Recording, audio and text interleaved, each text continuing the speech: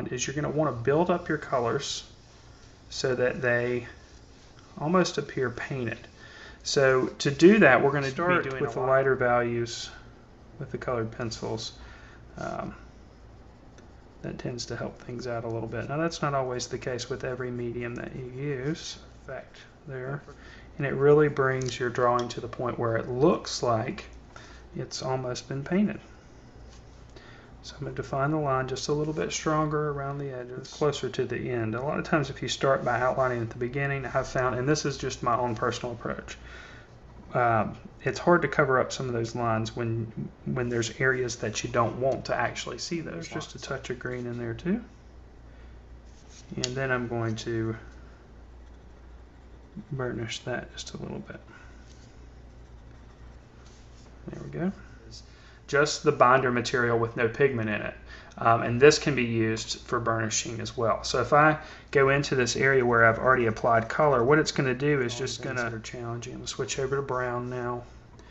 Let me give that yellow green just a little bit of darkness, a little bit of warmth too. They're afraid to do things that kind of trickles down here.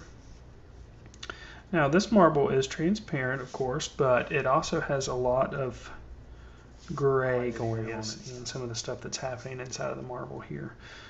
It's a little bit darker around the edges. So we can get a little stronger with the gray around the edges.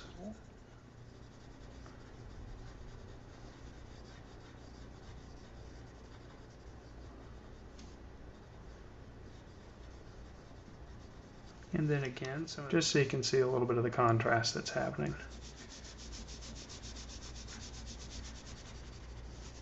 And time permitting, we'll go back. Right.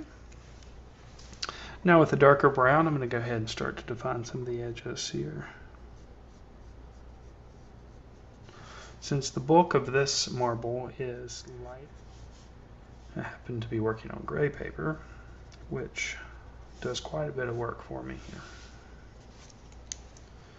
Alright, let's tone down. I'm actually going to start by defining the highlights first with this one. So I'll start with a strong highlight that happens at the top.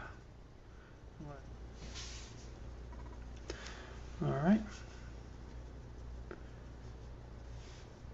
Now that we've got a good base application, we go to the most part, so now we can get a little bit more deliberate with our grain. Everything needs to be just a little bit darker than what we've got. So I'm going to go back with that green and just layer right on top. Start with the brown this time, and then just a little bit of the dark blue coming out in the photo reference. I'm going to have to force myself to do that a little bit because for some reason I want to make it smaller than it should be. And again, that's going to make our highlights pop a little bit more.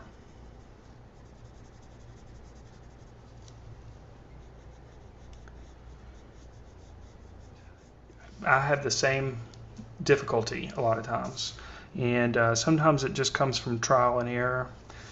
You start to learn which colors are going to shadow down here on the bottom. So just a few more marks with the blue, and right on top with the brown. People say or think are challenging sometimes, and really understand that they may think it's challenging, they may think it's hard, but you can prove to yourself that things that some people think. Don't forget to visit thevirtualinstructor.com, where you can find over 200 free videos and tutorials like this one. Or become a member and gain access to over 45 hours of art instruction, including weekly live 1-hour lessons and special video courses like the Secrets to Drawing video course, which teaches you the fundamentals of drawing. To become a member, just visit thevirtualinstructor.com/members and subscribe today.